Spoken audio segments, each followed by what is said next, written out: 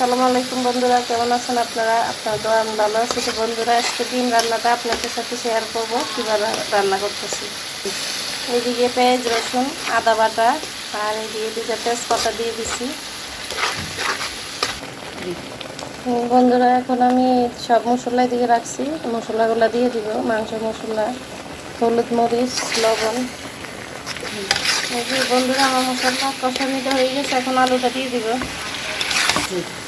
এই যে আলুটা কষানো হয়ে গেছে, এখন পানিটা দিয়ে দেবো। বন্ধুরা, এই ডিমগুলো দিয়ে দিব আমি।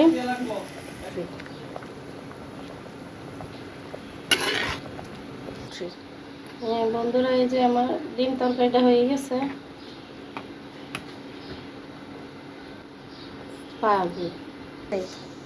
বন্ধুরা, এই যে আমার ডিম রান্না হয়ে গেছে। তাহলে আজকে এই পর্যন্ত।